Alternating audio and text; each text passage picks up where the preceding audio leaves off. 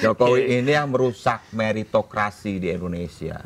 Jangan bilang, lo kacang lupa sama kulit deh. Pak Prabowo juga punya perahu, namanya Partai Gerindra. Ya. AHY. Terberat. Punya kendaraan politik. Masih bercokol di Senayan kok Partai Demokrat. Ya. Bikin aplikasi Kortek. Anak-anak yang baru lulus SMA juga bisa ya. Sehingga bayang-bayang Jokowi sudah musnah sama sekali. Tapi itu udah disiapkan, Mas. Kalau Mas Boong lihat udah disiapkan. Kalau Mas Boong lihat sendiri nih, publik sendiri sekarang melihat kedekatan Projo sama Prabowo tuh gimana sih, Mas Boong? Apakah emang masih harmonis seperti ketika Projo mendukung pasangan Prabowo Gibran di periode kemarin pemilu 2024 atau seperti apa? Oke, kalau bicara dalam konteks Projo ya, ini harus bisa dibedakan antara Projo dengan Gibran, gitu kan. Masih harmonis nggak sama Prabowo, ya kan? Ya, kemarin kan juga ketuanya habis kena reshuffle kan? Publik kan melihatnya sederhana gitu. Ketuanya yang dipecat, gimana bilang harmonis ya, kan gitu ya. Saya sih melihatnya simple, sederhana gitu. Ya publik sih nggak peduli lah sekarang sama Projo ya kan. Yang peduli adalah bagaimana Pak Prabowo mampu menjalankan semua program-program sebagaimana janji kampanyenya di 2024. Itu. Bagi publik sih, publik udah nggak peduli sama berarti politik. Berarti nggak boleh, kita harus menghilangkan asumsi kacang lupa kulitnya. Ya, asumsi kacang lupa sama kulitnya. Iya. Konteksnya beda dong. Kalau konteksnya beda. Jadi Pak Prabowo ini kan tadi yang saya katakan di awal ya kan, kalau kita melihat politik itu ya kan, jangan pakai kacamata kuda. Politik itu taktis dan strategis. Ya kan, politik itu tidak ada kawan dan lawan abadi. Yang adanya kepentingan gitu. Ya, ini bukan soal politik jangan baper gitu kan. Jangan bilang lo kacang lupa sama kulit deh. Pak Prabowo juga punya perahu, namanya Partai Gerindra. Ya. Kemenangannya juga sebagian besar karena para kader-kader Partai Gerindra yang bekerja di lapangan secara penuh. Seruan dua periode ini kan terus menggema ya di publik. Tapi di sisi lain reshuffle berjilid-jilid terus dilakukan. Apakah reshuffle yang dilakukan oleh Pak Prabowo ini adalah bagian dari menghapus, merampingkan jejak loyalis Jokowi? Yes, betul itu. Satu di antaranya itu, ya kan. Memang ini sangat soft dia. Bermain politiknya sangat soft. Tidak ingin melukai perasaan bestinya ya dulu itu. Jadi satu persatu ya kan. Nah kalau kita lihat misalnya ya, sorry ya ini kan dalam kacamata saya misal dalam konteks Nadiem, Nadiem Makarim, dugaan korupsi pengadaan Krum itu kan, Google Krum hingga triliunan rupiah.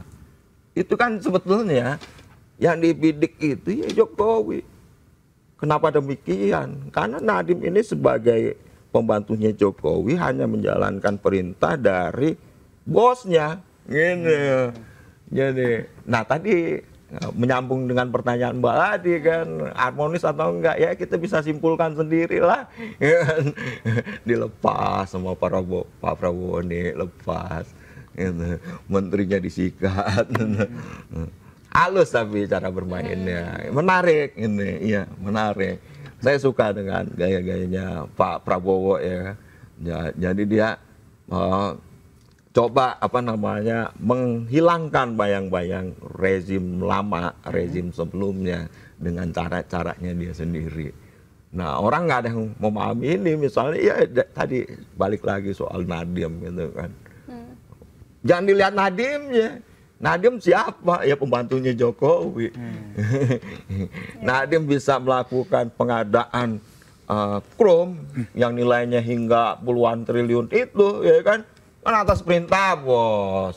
Sama dong kayak Tom Lembong ketika di pengadilan dia ngomong, ini atas pengetahuannya Pak Presiden, ya kan? Sehingga apa? Tom Lembong ini kan mau dikorbanin sama Jokowi kan, begitu.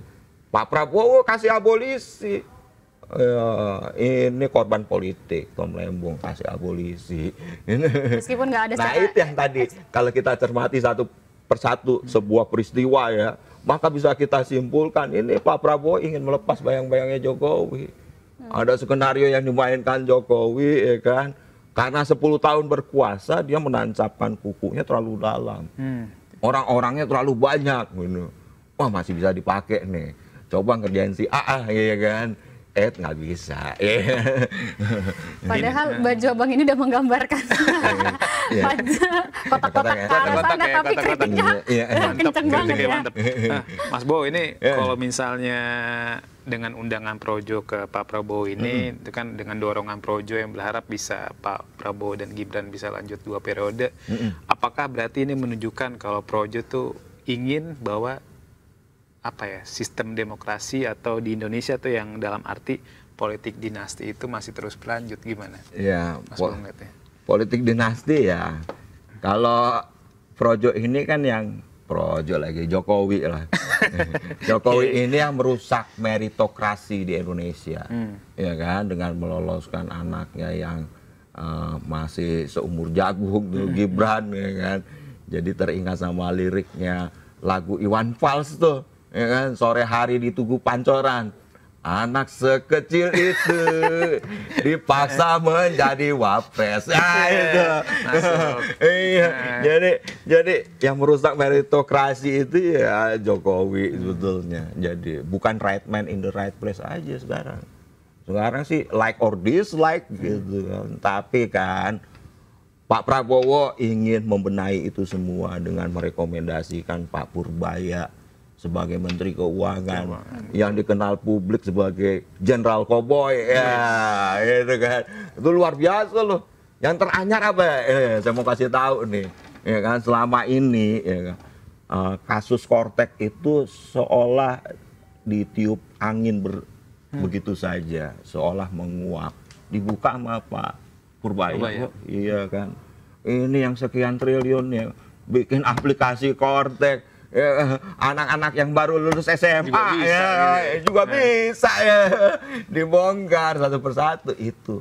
Jadi Pak Prabowo untuk menjalankan program itu dibutuhkan purbaya-purbaya lain di masing-masing kementerian dan lembaga negara itu. Sehingga bayang-bayang Jokowi sudah musnah sama sekali. Tapi itu udah disiapkan, Mas. Kalau Mas Bong lihat udah disiapkan belum purbaya-purbaya baru di kementerian? Saya lihat sih sudah ada beberapa orang ya. Nah, yang kemungkinan wah nggak enak juga kita mendahului. Karena kita ya kan sama-sama satu marga ya dengan Presiden Bowo juga kan. bisa. Nggak enak jadi kalau satu marga. Tapi apa purbaya-purbaya baru ini nanti bakal ditempatkan di kementerian-kementerian yang masih diisi oleh betul. Pak Jokowi. Betul. Pak Jokowi. Jadi nanti kejutannya kalau tadi ngomong minta spill ya, saya nggak bisa sebut nama, tapi kejutannya pokoknya setiap tanggal ada 8 ya udah. Ini 8 karena Pak Prabowo presiden ke-8. Presiden ke-8 dan 08. Masuk kan. Tapi kan Bang, ini kan negara demokrasi. Siapa saja boleh nanti akan masuk ke Pilpres 2029 termasuk ya Mas Gibran, ya silahkan monggo. Tapi pertanyaannya adalah kira-kira Pak Prabowo ini ada membidik seseorang nggak sih sekarang, atau Pak Jokowi melihat kayaknya ini saingan berat Mas Gibran deh, jadi gue harus dari sekarang curi start gitu. Ada nggak sih nama-namanya? Kalau kita lihat nih kan, ya melihat siapa yang bekerja nih. Peta politik lah kita lihat. Kita melihat siapa yang bekerja secara nyata, ya Kak, terus secara konkret. AHY terberat, punya kendaraan politik, masih bercokol di Senayan kok Partai Demokrat ya, paling berat itu. Ada lagi? Ada, tapi ya cukup satu lah. Oke.